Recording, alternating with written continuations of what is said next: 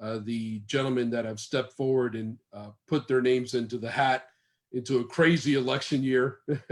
As we all know, I want to thank the candidates that are on, Mr. Christian Mancera and Mr. Robert Asensio.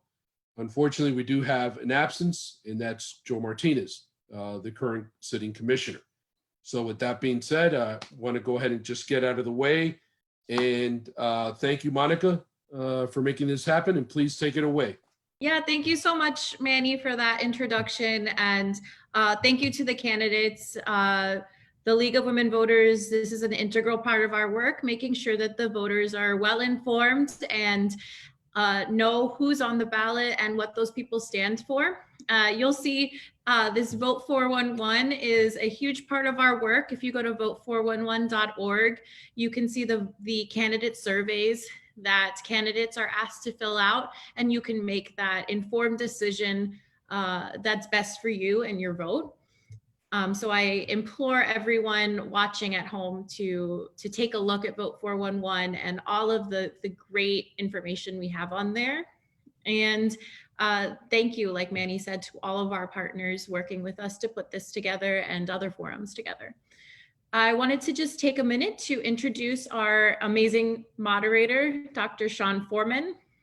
Sean Foreman is a professor of political science and the current chair of the Department of History and Political Science at Barry University. He earned his BA in political science from Clarion University at Pennsylvania and received his MA in international studies from FIU with a graduate certificate in from the Latin American and Caribbean Center. And in 2003, he earned his doctoral degree in political science from FIU. He advises the College Democrats and the College Republican student clubs and is a founder and co-chair of the Barry Campus Democrat Project, Democracy Project, which promotes civic education and voter registration efforts. He is quoted in publications around the world and is a regular panelist on several local TV shows and an election analyst for News Radio 610. Foreman is the co-editor of 6 books, including 5 in the Roads to Congress series. He co-edited books, Local, Political, and Mayoral Elections in the 21st Century America, The Keys to City Hall.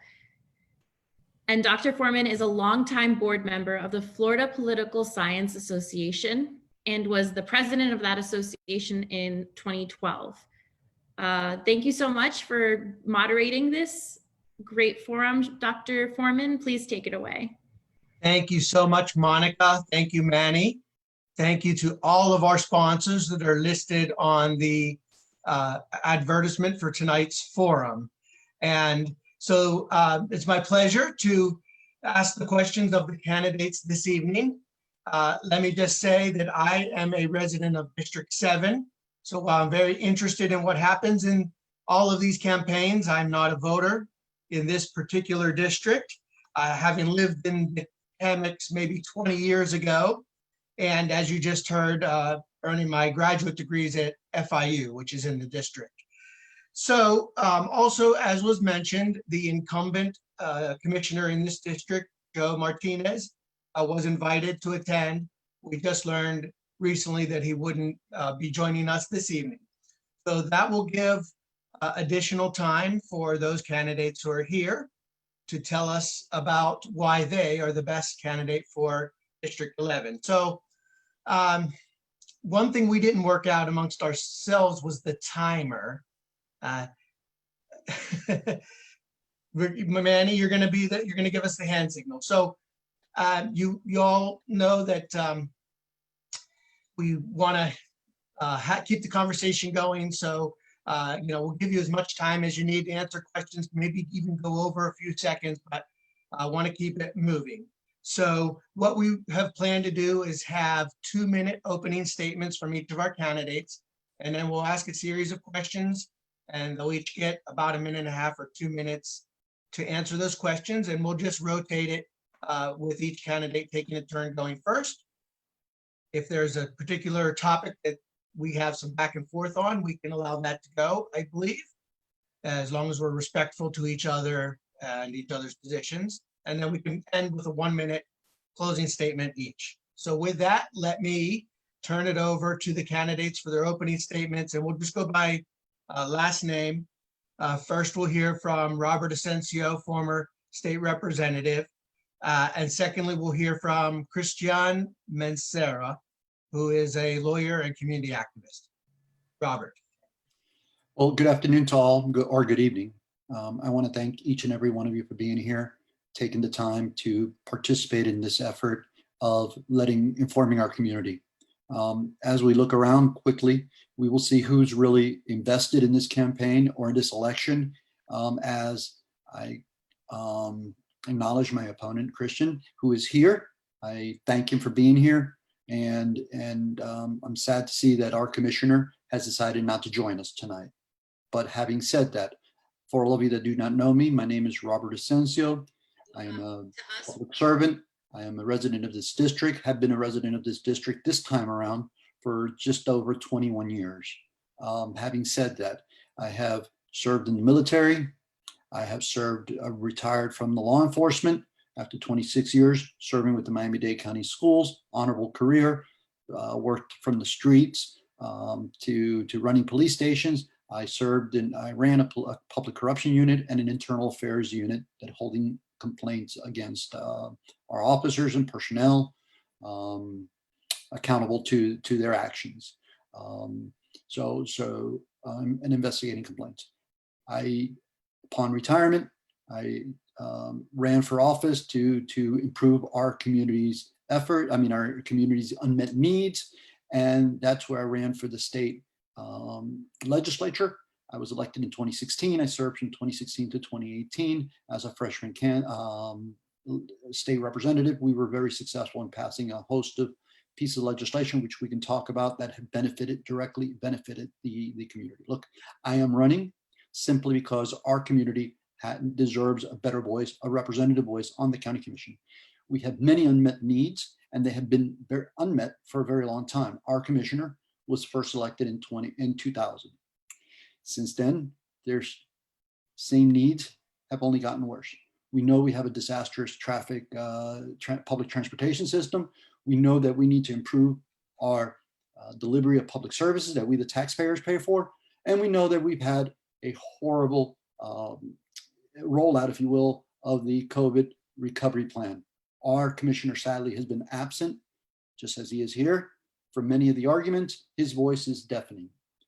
His silence is deafening, I should say.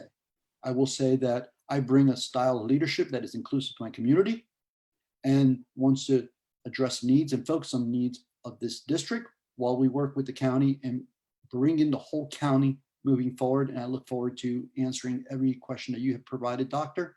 But let's go ahead and have a very good debate here. Thank you. Christian, and may we call you Christian? Can we Americanize it? No problem. Okay. Sir, your opening statement. All right, thank you. Well, I want to thank everybody who put this event together. I want to also acknowledge my opponent, Robert. I hope that he's doing well, and I hope that everybody watching this event will make the best out of it so that they can make the best decision coming these elections that are about to come to a close in this upcoming August 18th. I am running for this District 11 because I believe that I have the leadership and the capacity to bring a new vision to this district. I think over a long period of time, we have been, governed by what I call ghosts commissioners. And these commissioners that get elected and then disappear into the forest and they're never seen. Most people in our community do not know they have a commissioner, and they don't even know that we have a primary election coming up this August 18th. I think that we need to bring transparency into politics in Miami-Dade. I think I bring that to the table. I bring a program that talks about inclusion, technology, and the ability to build entrepreneur hubs, cultural hubs, and also places for our seniors and our families and community to be able to entertain themselves without them having to reach out to downtown Miami, Midtown, or Miami Beach. I think that this district needs a lot of development in terms of social and economic terms, and we need to be able to come together and build bridges with our community so that we can face calamities like COVID-19. That I think the main issue that we have had is that the leadership that we have from the top down, I think these people are stuck in a 20th century vision of how to do things. And I think that we need to focus more on how, with very cost-effective measures, we can actually solve very huge problems that have been affecting our community. And that's why I'm running, to be an option, to be an alternative, but most important of all, to be a leader that will be reachable with an open door policy to all my community of District 11. Okay, thank you very much. So again, since we have two candidates, and I've done this a few times and watched many of them, I see 1 minute is usually not enough. 2 minutes might be too much. So I'm gonna say, Manny and candidates, if we could do 1.5 minutes is what we'll time for, and see if we can hit it fine within there and keep it going. Both of you mentioned the commissioner being absent or a ghost. I'm going to get to that later on. But first, we need to start with pressing issues in our community and world. And so I want to know, if you were elected to this office of commissioner, what would you suggest the Miami-Dade County government do that it hasn't been doing as part of a recovery for coronavirus? In this answer, you can talk about any criticisms you have of the current mayor or administration, but more so, I'd really like to hear what ideas you have moving forward if you're elected, how you're going to help your community recover from the COVID virus. Let's start with Christian. Okay, I think the main policy and the main focus that we have to have during this COVID-19 era is to understand that we cannot close. We need to focus on investing money on applications, and I mean technological applications that we can use either on the phone, on our computers or tablets, where we know how to deal with COVID-19, the focus areas where there's a lot of infection, and how do we move forward in allowing people to go outside in an organized manner, that we don't have to close our restaurants, our businesses. And as long as we impose, and I don't like the word imposing, but like a campaign where we do a lot of pedagogical slides or TV ads where we actually teach our community how to cope with this and how to handle this. But beyond the issue of advertisement and how to do these pedagogical campaigns, it's also a way of involving the community. If you actually talk to people and you actually get involved with that community, with that citizen that lives in your district, and you listen to them, you're not going to be able to give them an answer immediately on what they need to be resolved. But if you actually listen to them, you can go to the commission and build a program for COVID-19 that actually listens to our community. I think the failure that we have had, and this is not a criticism, this is a fact, when we do not have leadership that leads with transparency with the community, then we have the issues that we have today, where we opened up, then we decided to roll back these measures, and then we decided to close the inside of some restaurants. We allowed to open some other facilities and some other businesses, but there's not a coherence on how we approach this huge issue. And I think this is not an issue of ideological differences or who's on one side or the other. It's an issue about preserving life, understanding that we need to preserve our county's health, I mean, the people in our county. But most important of all, I think that we have to be able to understand that health, life, and the economy do not exclude each other. They have to be organized together so that we can actually get out of this crisis, but do it in a proper way so that we do not ruin the economy of our local businesses here in District 11 and in Miami-Dade. And if we focus in reviving these small businesses and these small sectors, then we'll be able to guarantee that many of the people who live in this district and depend on these jobs will be able to go back to work. And I think that is the main priority, focusing on technology, focusing on inclusion, listening to our community so that together we can actually go to the commission and propose measures that can solve the COVID crisis, but based on what people are feeling, going through, so that we can actually resolve it together. Thank you. Robert, the same question. What would you do moving forward on the coronavirus recovery and any criticisms of the current commissioners handling of it? Certainly. So I've been very focused on, actually very vocal on this issue. And for more detail, greater detail, I will point those that are in the audience to refer to a recent op-ed that was printed in the Miami community newspapers about this particular issue. So I'm just going to give you the high points or the top points. And then if you want to, please read all from there. You can also go to the Miami Herald. There was an article recently printed that basically lays out from the three candidates or three people running in this race, their positions on this particular issue. So moving past COVID, what will South Florida, what will District 11 specifically look like, and what will Miami-Dade County look like? Look, we have many challenges ahead of us. We know the decisions that have been made have directly impacted not just the public behavior that has driven the pandemic and arguably made us the epicenter, not just of the state, but of the country. I believe we're second to California, parts of California.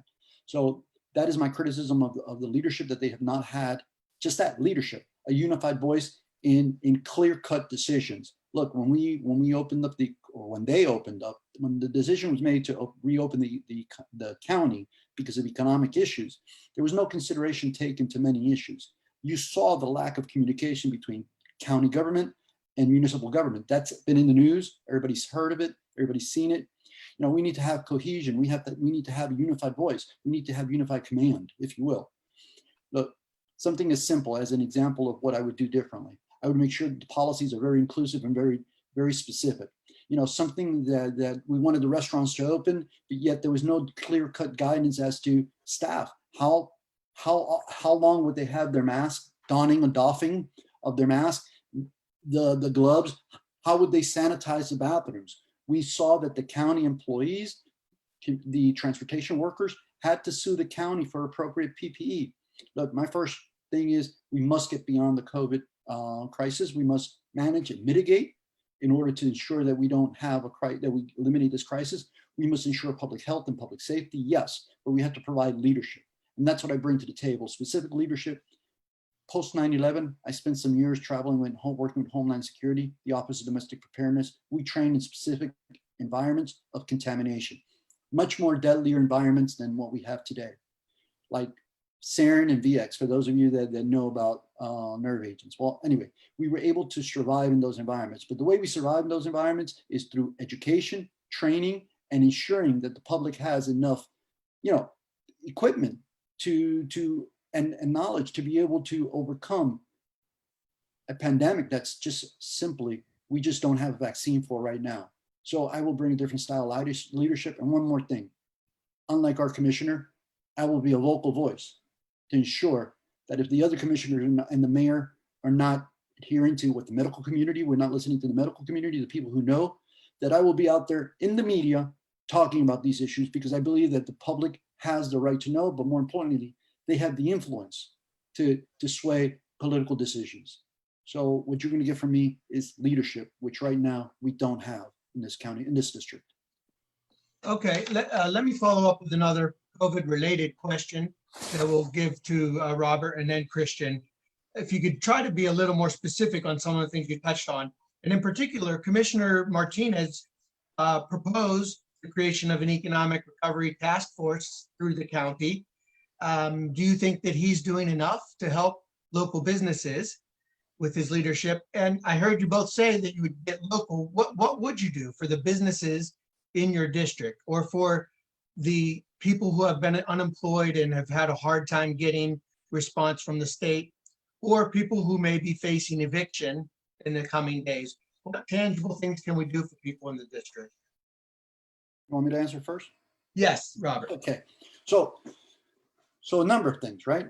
So we know we've had a failed unemployment system. It's a byproduct of defunding, if you will, years of defunding.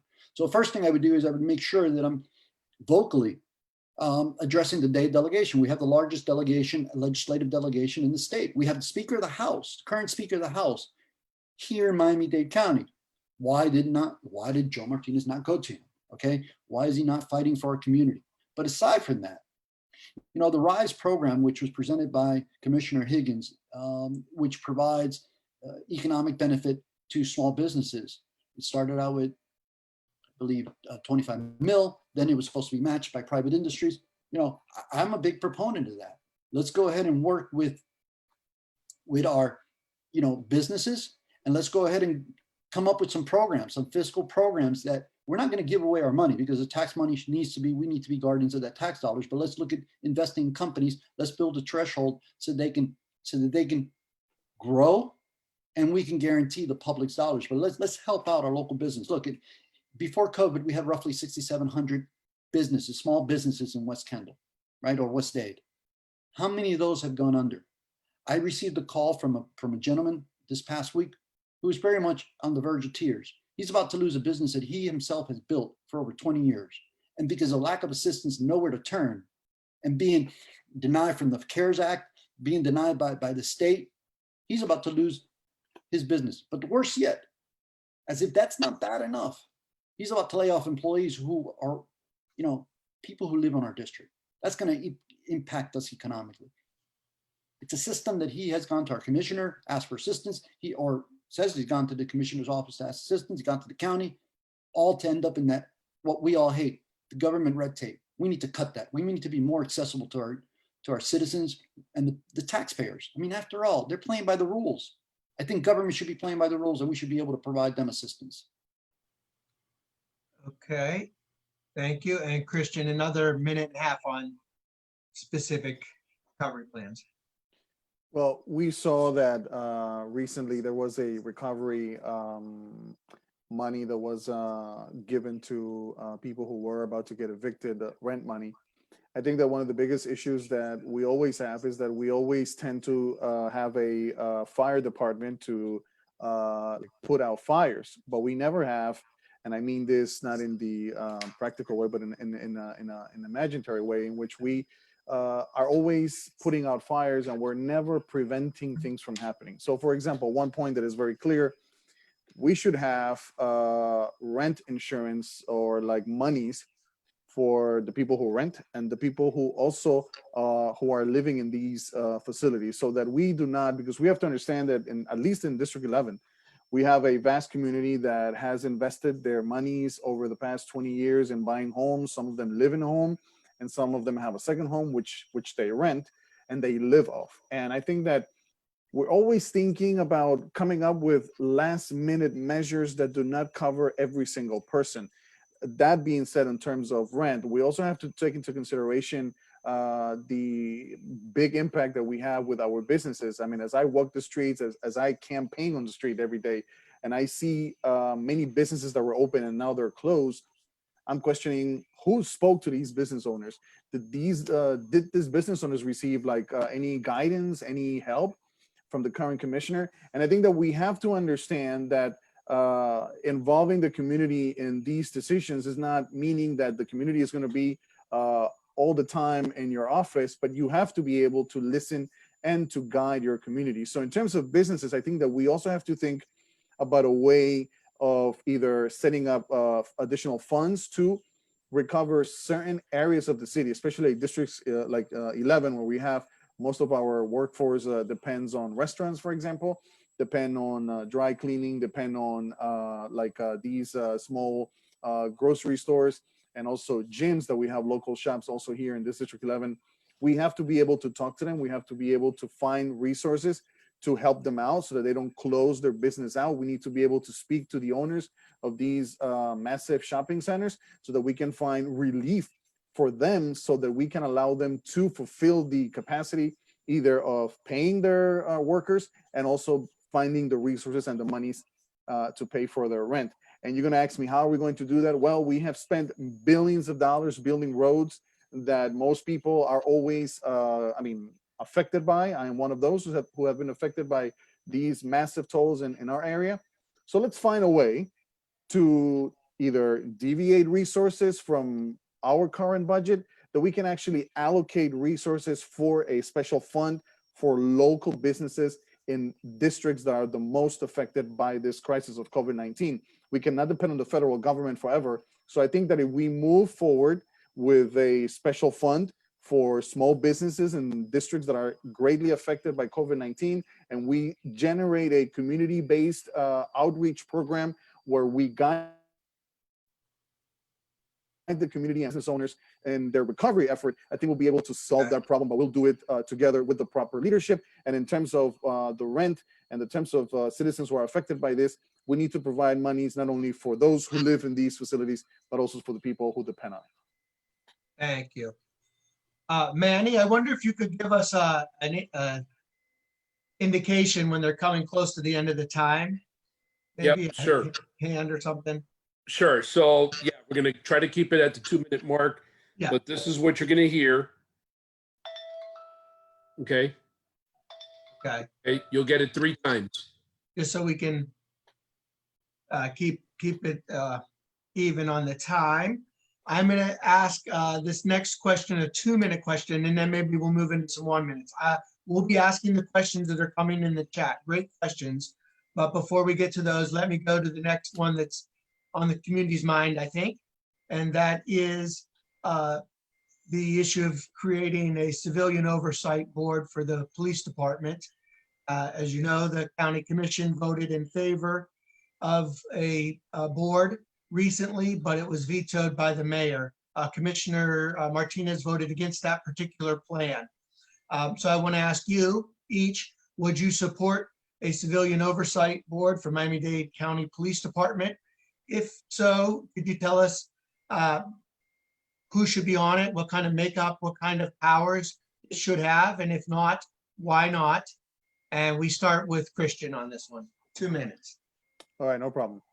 I've expressed in the past that when you look at the statistics of our Miami-Dade Police Department and how they have confronted many of the crises in the past, I would say 10 years, 5 years, they are one of the best police departments in the nation.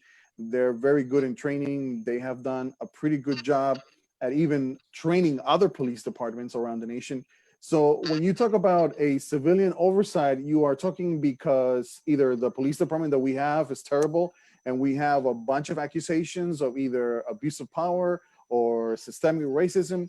And I don't see, not because this is my opinion, from the statistics, this is not happening. So why would we generate a civilian oversight where, if we're going to do it, what's going to be the role of this civilian oversight? Is it going to take power from the police department?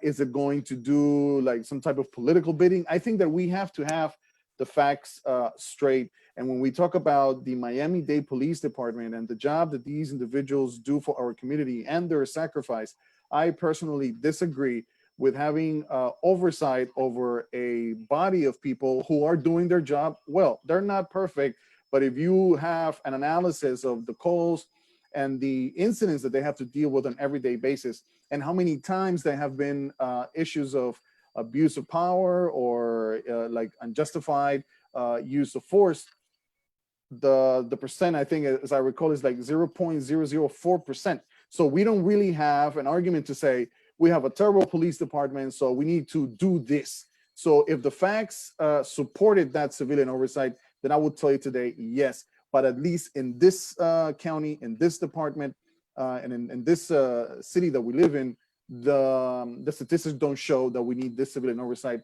And I would not agree with imposing more red tape into a body of people who are literally working for us on an everyday basis, and they need our support and not our disdain or attitude of that we have seen in the media recently. Thank you very much for that response. Robert, same question. Of course, we introduced you as a state representative, but you served in law enforcement and in the military, both longer than you did as a state representative. Your response to this question?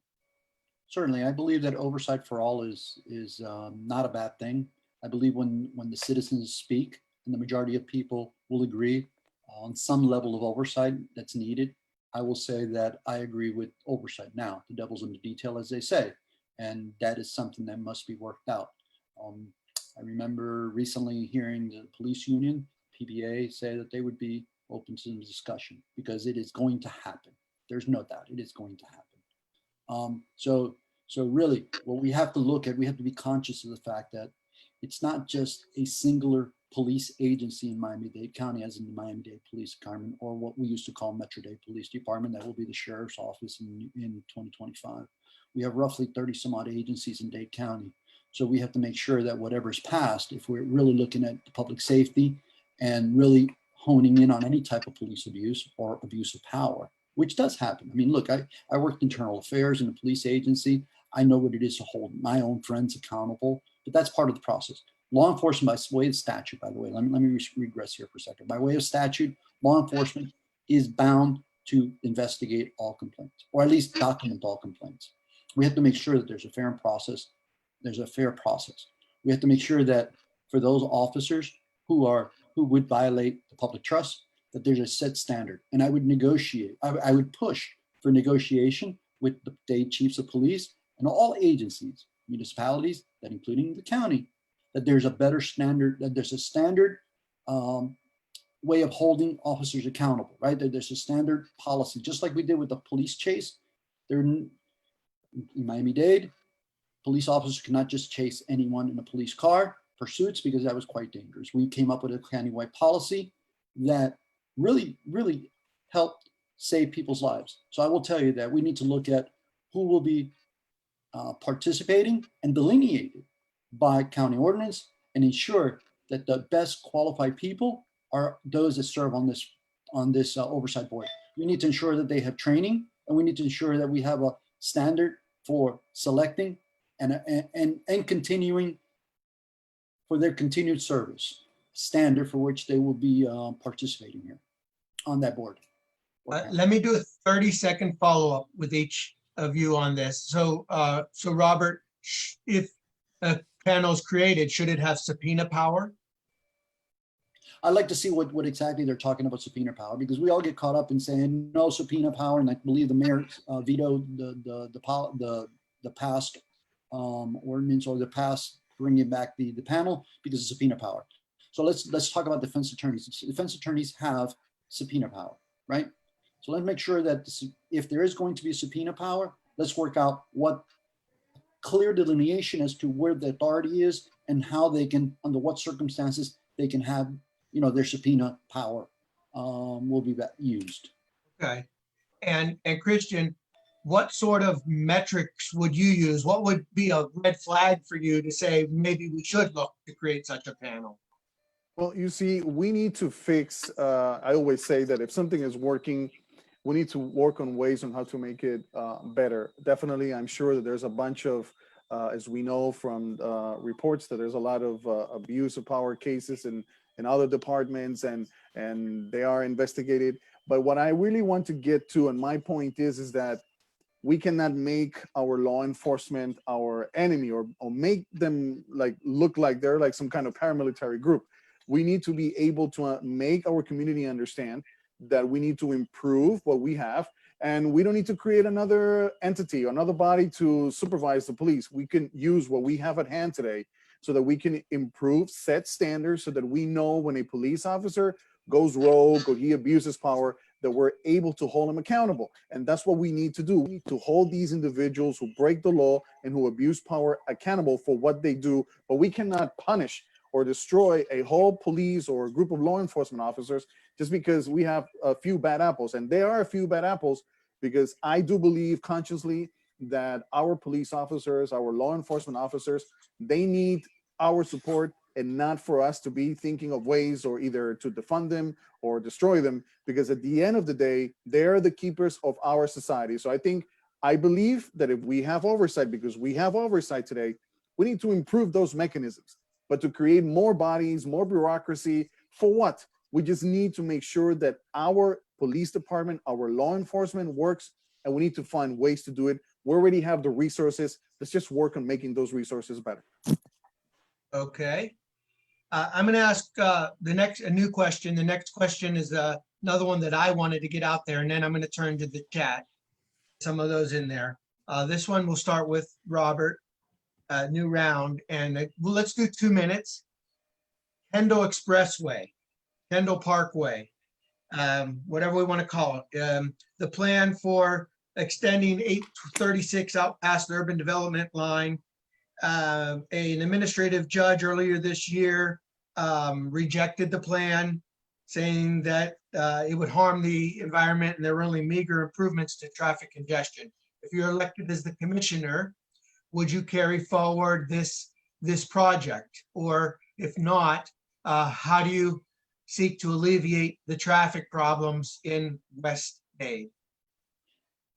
So the answer is no. I'm not gonna pursue a project that's been deemed by the courts to be flawed from the beginning. A project that would build basically 6 or 7 years from now will be completed, and based on today's traffic standards, without taking into consideration the growth or the expense. Look, traffic, we spoke about it earlier, would be alleviated, greatly alleviated through better use of that half-penny sales tax, appropriate use of it, and improving public transportation by way of added stops, more frequent buses, more an updating of a public transportation system that's been outdated for 30 years, the routes. But we have to look beyond traffic, because this is an issue of, we need to examine why people are leaving the district. We know that before COVID, 59% of the households in Miami-Dade County were either poverty or 1 or 2 paychecks away from poverty. Well, we know since COVID, things have gotten worse. So people have left the district for employment. Well, why are they leaving the district for employment? Because there's simply not enough high-paying jobs in West Dade. So that's part of the workforce development, workforce and small business, and all business and development that I bring to the table, the platform. So one example that would provide immense change would be the underutilized executive airport that used to be called the Tamiami Airport. Once again, it's the most underutilized airport in the county system. Well, we know that by negotiating, providing the leasers on the airport site to be able to grow their facilities, providing them long-term leases, 30-year leases or whatever we can negotiate with them, that will allow them to build, that will create construction jobs, but it will also create aviation and support jobs. Well, those are higher paying jobs. Those would keep people in the area, alleviate the need to spend millions, probably be billions, on a Kendall Parkway. The second part of this, it will allow the economic benefit to the community, local community. So, I want to make it very, very clear. We have resources here, but the problem is we haven't connected the dot. We haven't had commitment. We haven't had a representative voice to really, or vision to address these issues. And that's just one small example. That's not including the fact that we can play and we can maybe be a vital part into the broken supply chain by allowing our smaller businesses to take advantage of that airport, if we're going to use that airport as an example, to be able to transport their goods out of here, whether it's to aviation, aerospace, but it is truly to the emerging industries in the state of Florida that are driving the Florida economy. I would ask anyone to please go to the Florida Chamber of Commerce, where I don't agree with everything that they say, but they're targeted industries that they can see that are basically COVID-proof, disaster-proof, that are basically emerging, that we can very much take advantage to be able to keep people in our district, to be able to, work here, geo-grow our economy, and help people. And one last thing, the oversight panel. By no way am I villainizing police officers. Most of them, as I worked with them, are heroes. Most of them go above and beyond.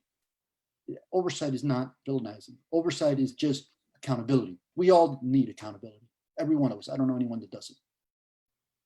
Okay, thank you. Christian, would you support the Kendall Expressway? And if not, what ideas do you have for alleviating traffic? The only way I would stand behind such a build is if it includes the annex of either transportation alternatives like the train, commuter train, or other technological alternatives that allow people to use that. I mean, there are things that are very like common sense.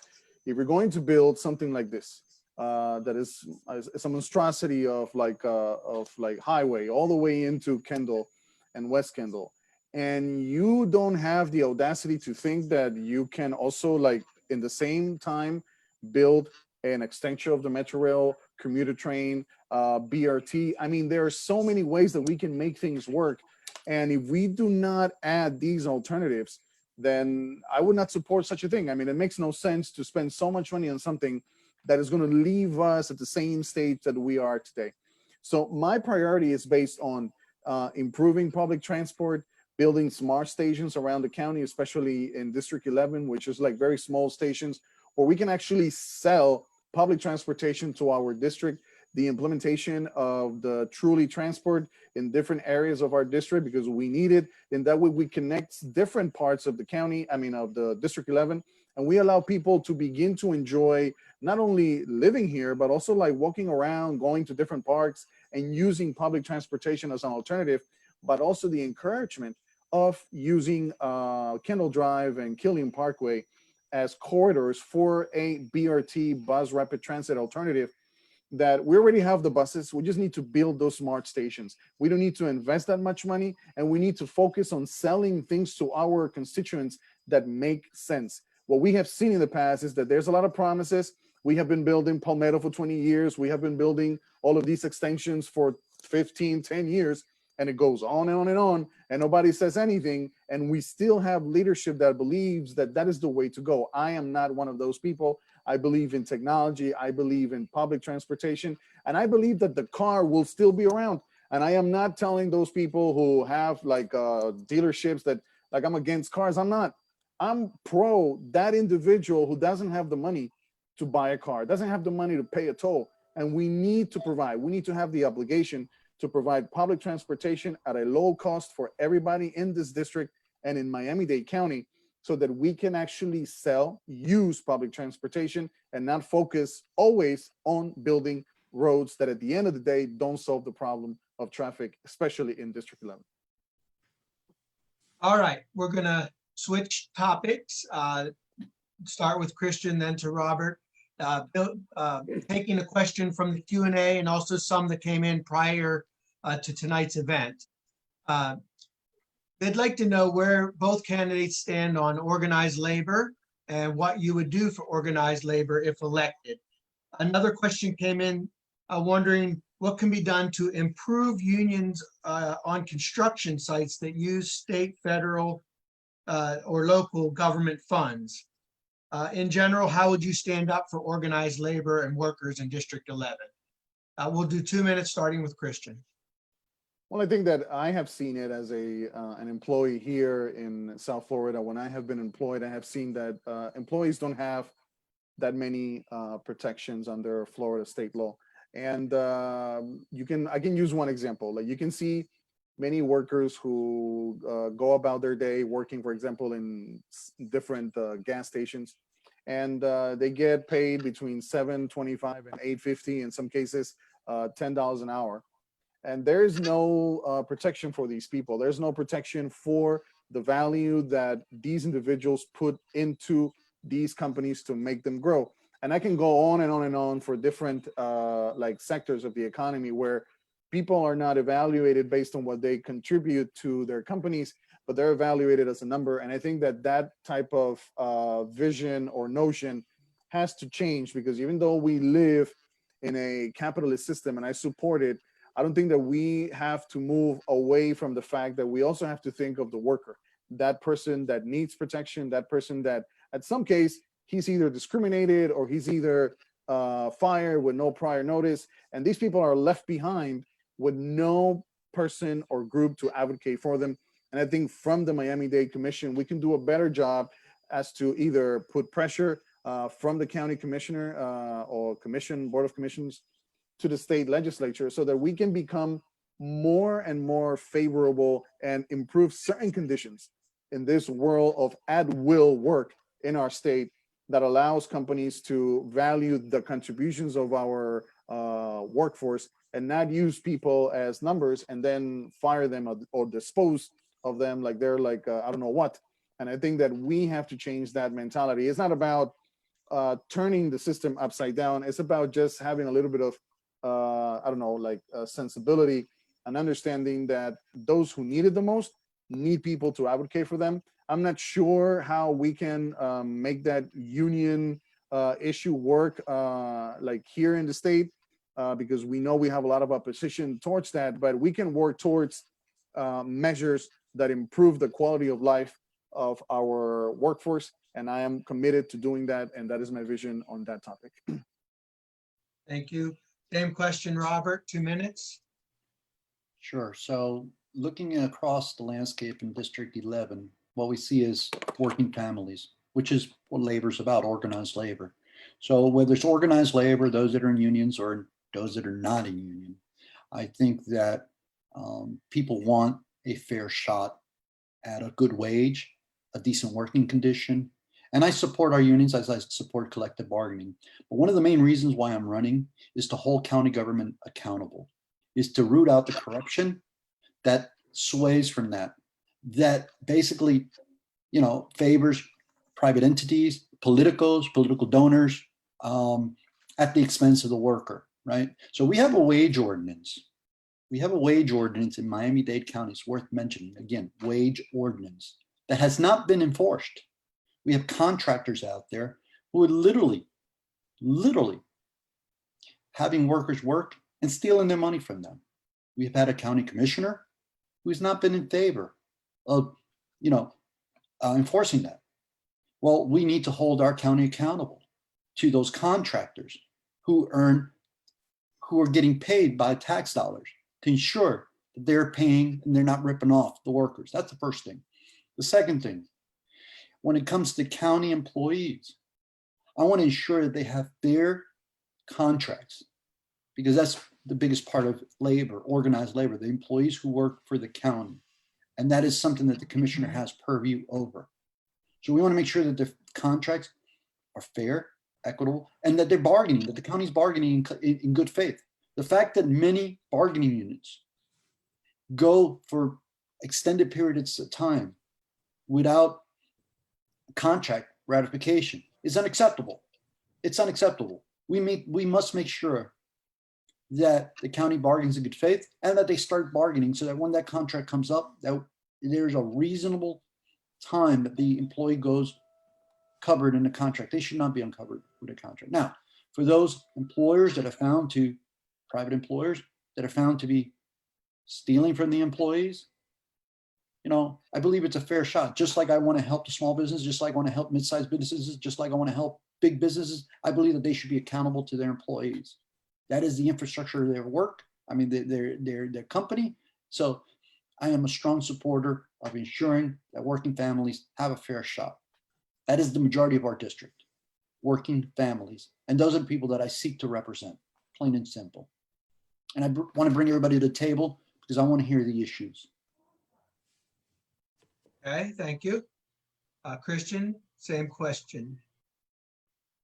Can you repeat? I'm the sorry. question? You answered this question. Thank you. Okay, all right. Let's do this. Let's see if we can go to 1 minute responses and try to get a few more things in for the rest of our time here. I'm going to take this one that came from Facebook, 1 minute. And so we'll go Christian Robert.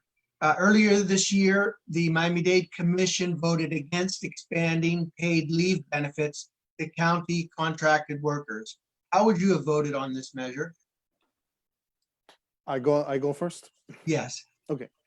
Well, as I said before, over a period of time, we have been living in a state and in a county that has forgotten their own tax force. I mean, their workforce. I'm sorry, and we have to push forward. And I think my vote in that sense would have been to support such measures. And if you pay attention, and something that I have learned over the past few months and years living in this district, in this county, is that every now and often we see how politicians in leadership forget agreements with the police, forget agreements with the firefighters. They don't uphold these promises. They don't uphold promises to protect the securities and well-being of these families. And also different sectors, like we have seen now during COVID-19, that everything was made or done without listening to these business owners first, or people who work in different districts like District 11. So my support for that would have been a yes, because we need to change the narrative. And once again, this is not an ideological issue. We need to be able to understand that we have humans working and not animals, or like, I don't know, monsters. And we need to protect, and even animals have rights, and we need to protect people in Miami-Dade. Thank you. Robert, would you have supported the extending the paid leave benefits? Yes, absolutely. And if I recall correctly, Commissioner Martinez, amongst other commissioners, did not want to have the item agended. So the item was not heard. And that's how it failed. It wasn't even paid. They just did not allow it to be heard. So there was no vote on it. But yes, I believe the people deserve paid sick leave. That's very critical. Think about right now, COVID, how many of those people that are working from the county or contracted by contractors who are earning money from the county are actually exposed, and they're out there without sick leave. And actually, what that'll do is that'll bring people to work who fear going without pay. But here's another thing, very important thing to point out. So on that county commission meeting, during that county commission meeting, when the county commissioners cited, including our commissioner, that they were not going to hear the item because of economic concerns, during that same commission, our commissioner favored awarding a contract to a company that overbid for the automation of traffic lights by $86.4 million. So he denies workers paid sick leave, and at the same time, he wants to award $86.4 million, overpay a contractor who is a political donor. That's unacceptable. Okay. I believe there are news articles that people can refer to get more information on that story they're talking about. To keep it moving along, let's go to a lighter question that's come in, and I think it's an important one. 1 minute, and I think I mixed up my order last time. So Robert first. But what gives you most pride about District 11, the area and the residents therein? Well, it's a district that I've lived in for over 21 years this time around. It's a district that I know very well, that I've served both in the military, I've served as a police officer, and I proudly served and I was elected to the Florida legislature. It is a district of working families, like I say, very diverse community. It is a district of my fellow Latinos heritage. It is a rich cultural area that really is an important integral part of the county. As a matter of fact, West Baptist did a study. They conducted a study, and they wanted to see what the western part of Kendall, what their contribution was to in tax dollars to the budget. And they found that roughly 14% of the county's budget comes out of the tax base of West Kendall. So we are working people. We contribute to the county. We make up about 14% of the budget. By the way, that's about $1.3, $1.4 billion a year. We have incredible technology in the area. We have incredible resources. We just need the leadership to be able to help, because we're not incorporated, so we don't have municipalities. We need to have the leadership of the county really focus on helping these people. It is a center of pride. So I am extremely proud of the university, the college that's just outside of it, the tech centers, the Miami-Dade County Public Schools, even the public sector workers. I think they do a great job. And if they had better leadership, they could do an even better job. Thank you. Christian, what gives you pride about the district? Well, honestly, I feel proud of the immense diversity that our district has. We have a diverse and rich community, and this is one of the bases of me proposing to have cultural hubs, which will allow to promote cultural events in our district, bring people from other areas of town into West Kendall and District 11, and allow people to understand why I feel proud of District 11 is because I am part of this district. I've been living here, suffering and enjoying everything that comes with it. But the most important thing is that I think that we have Cubans, Colombians, Venezuelans, Haitians, Anglo. I mean, we have all kinds of people in this district, and we should make the best of it. And when it comes down to leadership, leadership is good, and I think that we have to change it. That is for sure.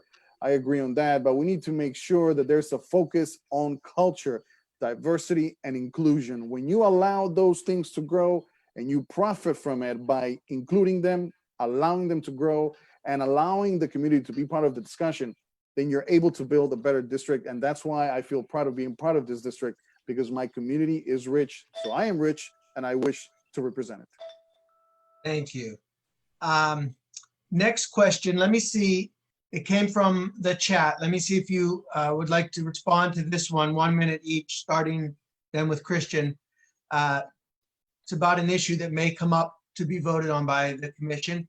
As a bordering district to District 7, where do you stand on the issue regarding the potential release of a 99-year covenant associated with the Calusa Golf Course for potential development.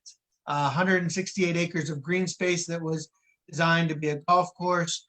There's an issue over development. Do you have a position on this project? Christian. Okay, yes, actually, I was having a conversation early this morning about this important issue. And I believe that we need to evaluate the impact that this will have in that community and this community of South Florida and West Dade. Once again, I go back to the same issue that I've been pressing on. We cannot have leadership that hides behind their offices and does not listen to their constituents. I think that removing this covenant and generating this divide between the community hurts that particular group of people. It has hurt them for the past 10 years. And I think that we need to be able to focus obviously on generating development and inclusion, but we cannot just vote on things that will destroy a community. And that particular issue, I think, has to be dealt with a very delicate hand. We need to look at the issue. We need to evaluate the whole, communities stand on it so that we can go ahead and vote. And that's what I mean of involving the community with the Miami-Dade Board of Commissioners to make those decisions. We cannot make those decisions without listening to people. Okay, thank you.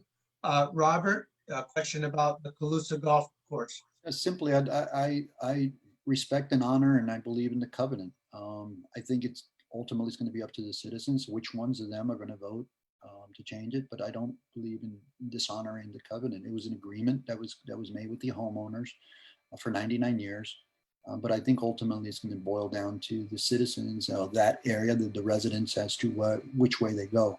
I know that the courts have recently, or actually had ruled against breaking the covenant, and then that there's been some changes. There's been some people that have changed their mind for different reasons, maybe because inspired by the developer. At the end of the day, I think we need to honor our commitments with people. Okay, thank you.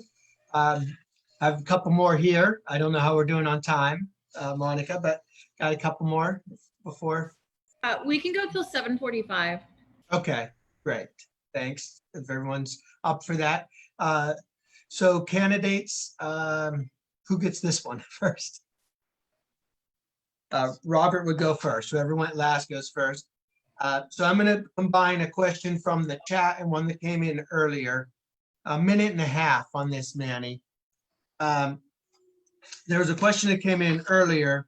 How will you address Islamophobia faced by your constituents? And now, if elected, how would you encourage Muslim American involvement in the Miami-Dade County decision-making processes and county boards? A minute and a half, Robert. It's all about inclusion, right? So we're in an age of equality. I'm against any form of discrimination, any form of harassment, any form of bias. I think that the best way of doing that is bringing the Muslim community, as I will bring all the other communities to my table. They're part of our community. They are my community. And I feel very strongly about them being at the table in this effort. Now, as far as combating and preventing Islamophobia, I think that the first thing is working and giving them a seat at the table, because look, we need to educate people. We need to, we do much better when we know our neighbors, right? And I think that's key to having a better, more inclusive community. It kills me that here we are in 2020 that we still have such bigotry. I think we can do better. I know we can do better, and we're going to do better. I'm going to make sure that the Muslim community is represented in my office as they are part of my community. Christian, the same questions?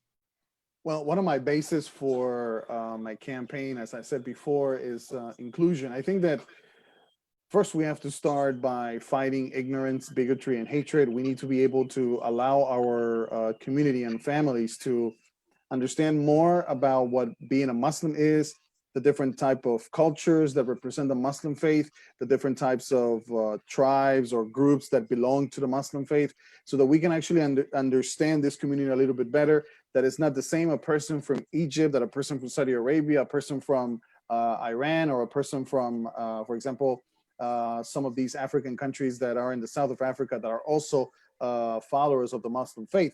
We need to be able to explain all of these things in a very pedagogical way so that our community understands that we have to stop this idea. I always say that by casting people into groups, we can contribute to racism and bigotry. When I say, oh, he's Colombian, he's Mexican, or he's Muslim, immediately we generate this idea that he's different or she's different.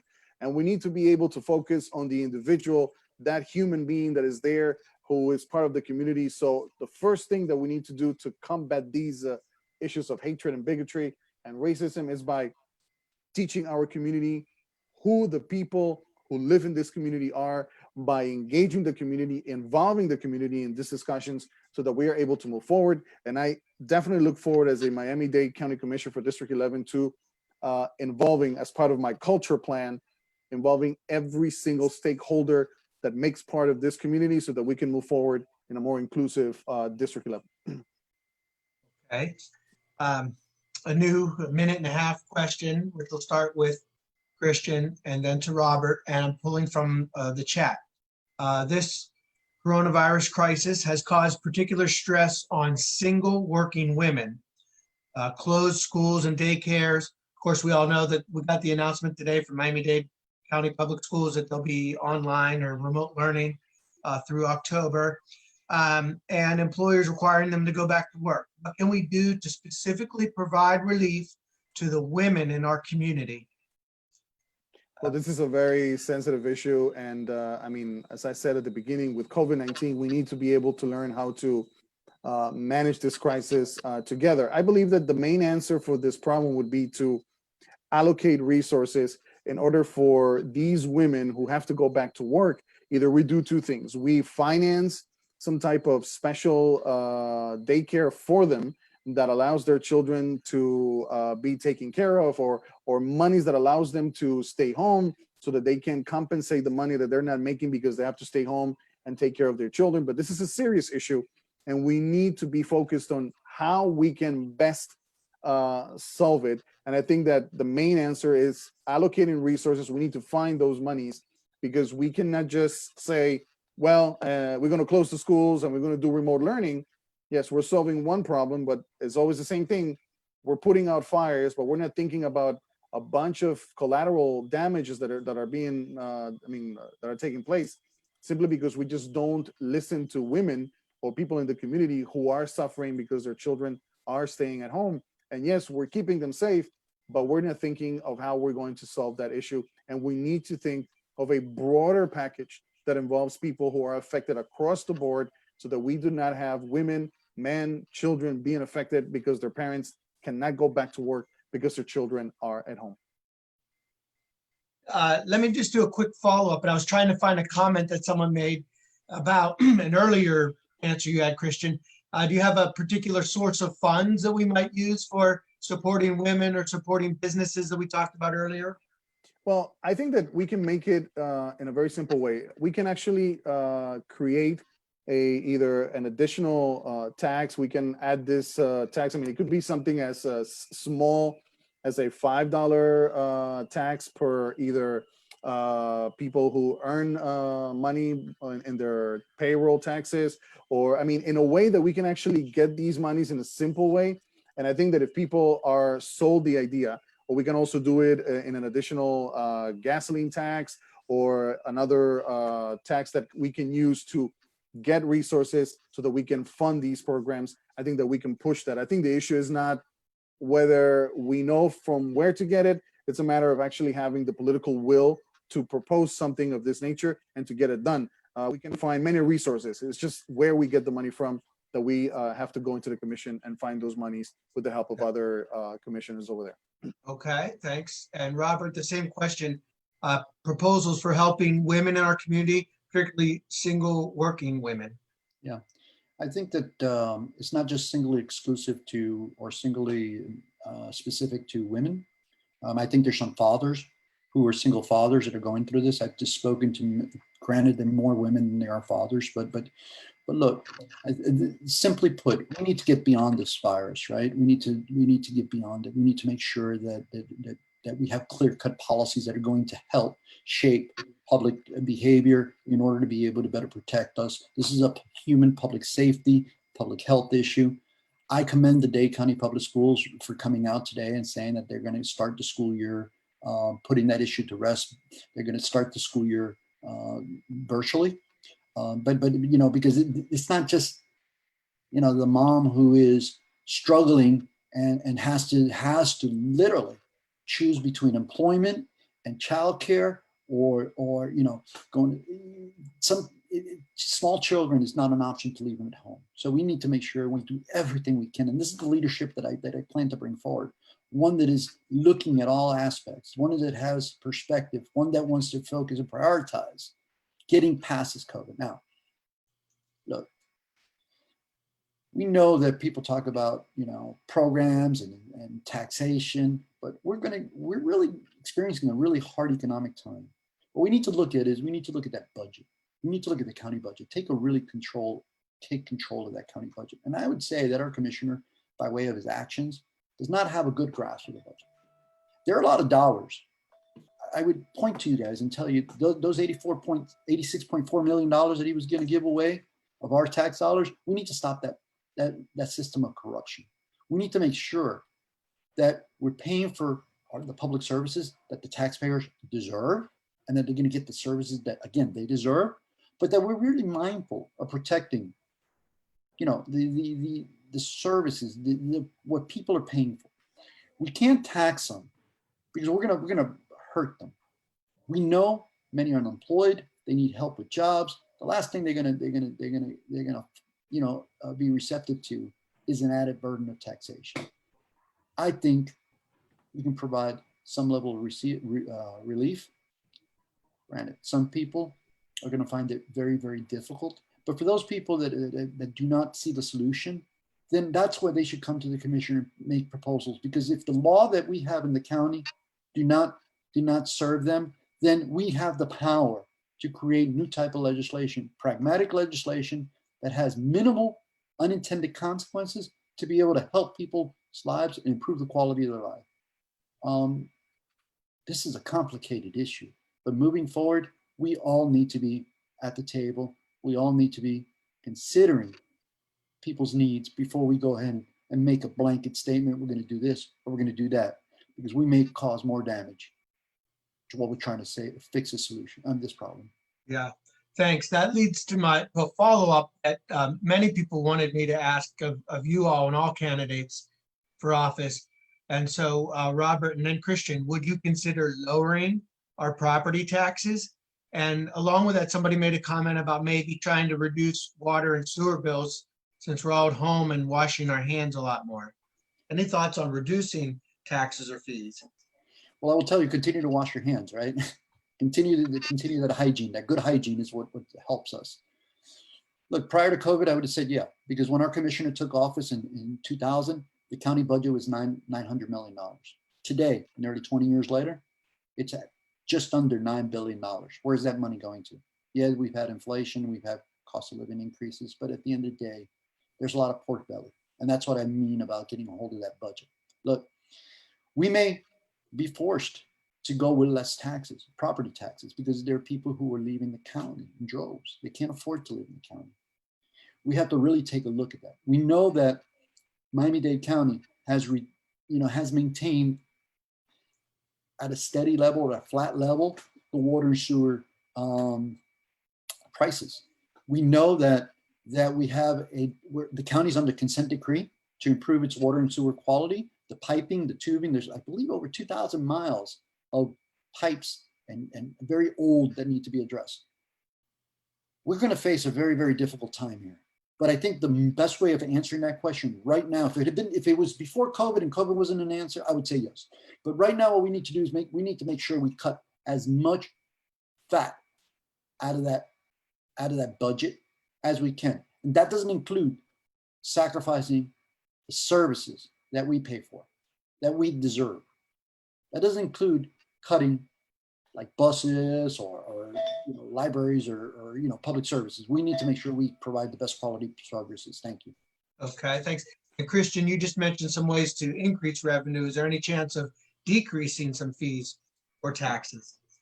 Well, I believe that we should not be focusing on reducing the amount of revenue that the county gets at this point for this primary reason is that we have to focus in how we best use that budget that we have available today. And I'll explain why. We have about 9 billion or some dollars that we use for this budget. We need to be able to allocate resources to focus primarily on recovery programs.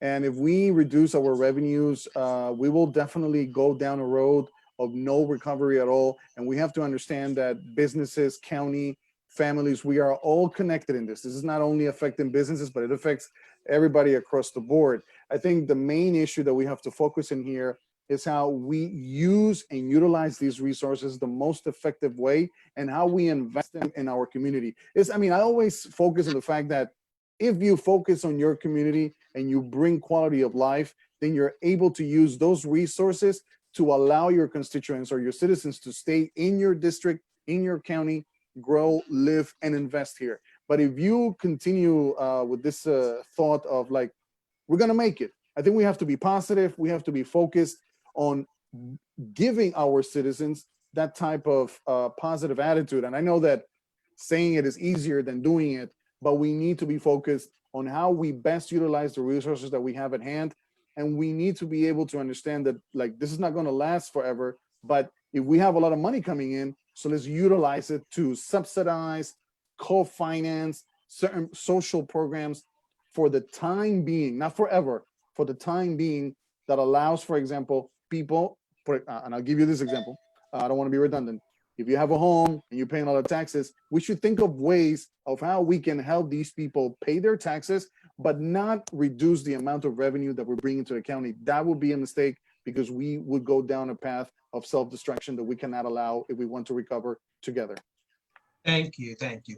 I want to ask one more 30-second question and then go to their closing statements where you can put in everything else that you wanted to tell us this evening. And the last question I want to ask a lot more, and you'll see them in the chat as well. So hopefully people will continue the conversation beyond. Sean, do you want to do a final 3-question wrap up? Okay, well, let's see how it goes at the time. Okay, but the one I want to ask them right now is we're also voting for new county mayor. Do you have a candidate that you favor or endorse, and why or why not? Christian. Well, to be honest, I don't. I am running a campaign that is completely free of political entanglements or political compromises. I am focused on my district and my constituents. I do believe that there's a group of candidates that bring different alternatives and leadership to the county. And I would not be the right person to tell people for who to vote or who I would support. I think I am focused on leadership of District 11. But just to be more precise in the answer, people have a choice. You have people on the right, on the left, and some people on the center, and they'll be able to make a choice as to what they want for Miami-Dade County. And they're all wonderful candidates, but I am not committed politically to anybody, nor do I want to commit my candidacy to any particular candidate. Okay, thank you. Robert? Yeah, so look, COVID has been the unmasking of failed leadership, right? Some people that are in elected office that are just shouldn't be there, right? People that are not prepared.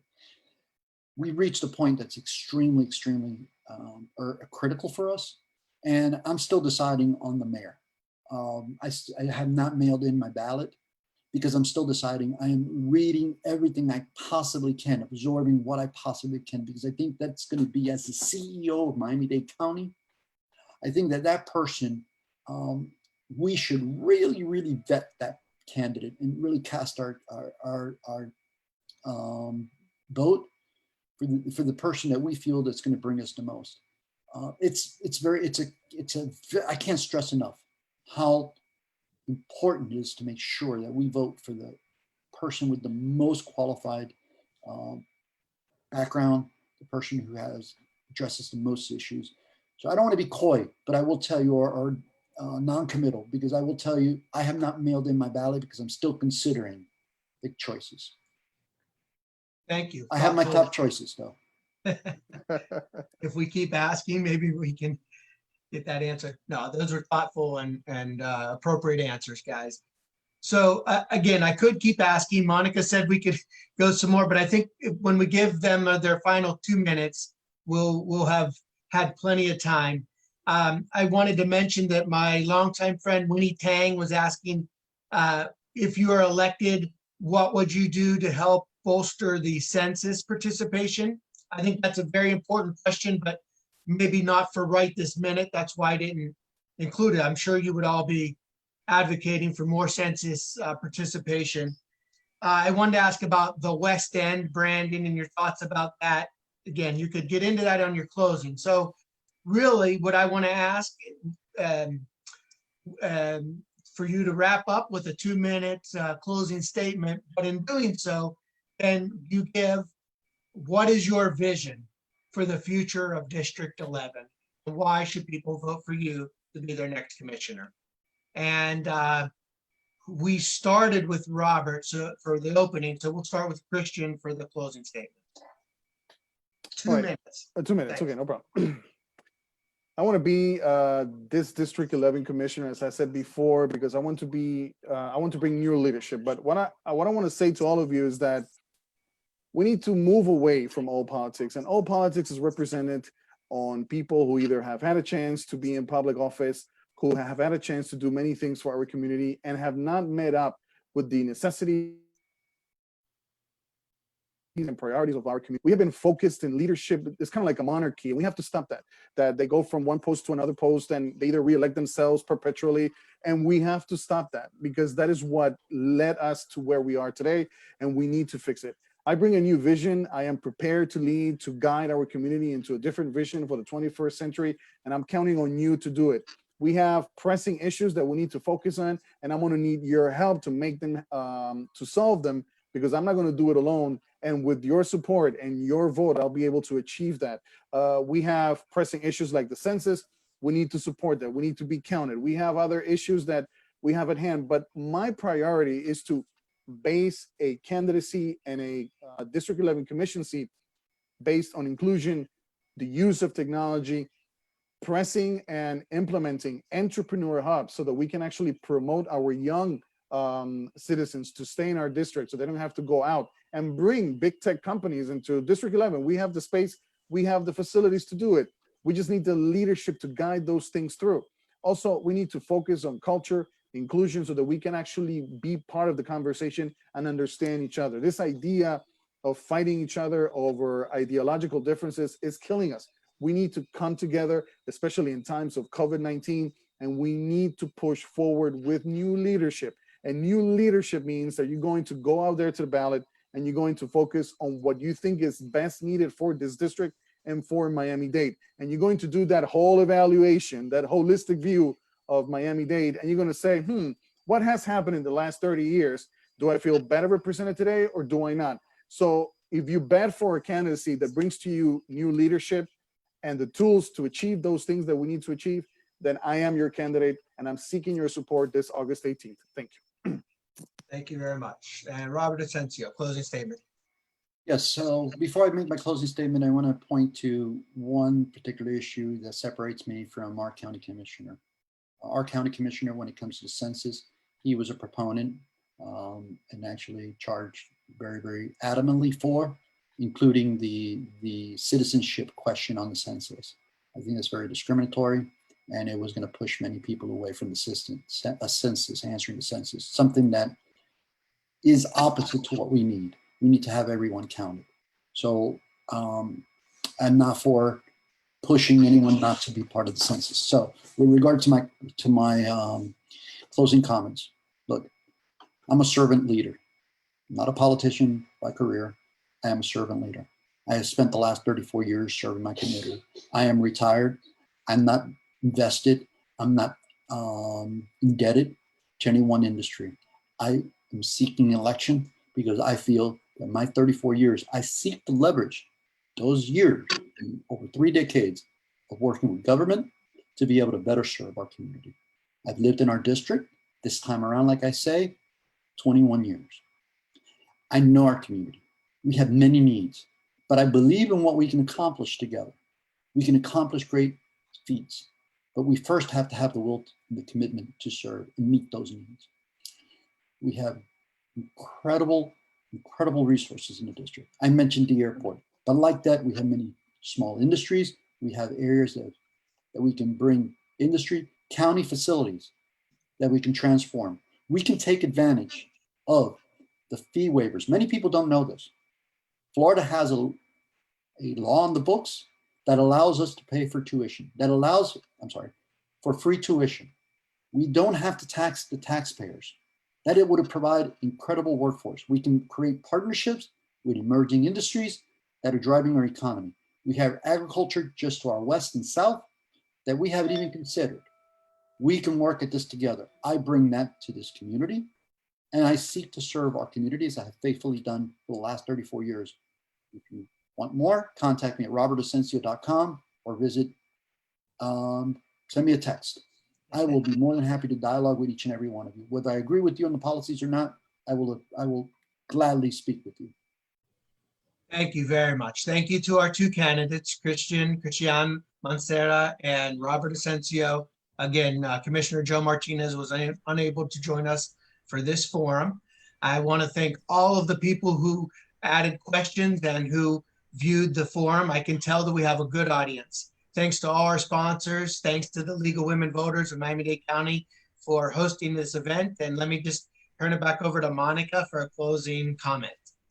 Yeah, thank you again to both of our candidates who decided to join tonight and have a really terrific discussion about these issues affecting this district. And thank you to Manny Hartman for helping to put this together. And thank you to Sean Foreman for making it all run tonight. And I just wanted to touch again on the census because that is a huge part of our work at the League. If you have not filled it out, please go and fill it out. We're just about half, 50% of participation. I think it was 54%, and that's just not counting the people that need to be counted. So please fill it out, share with everyone you know.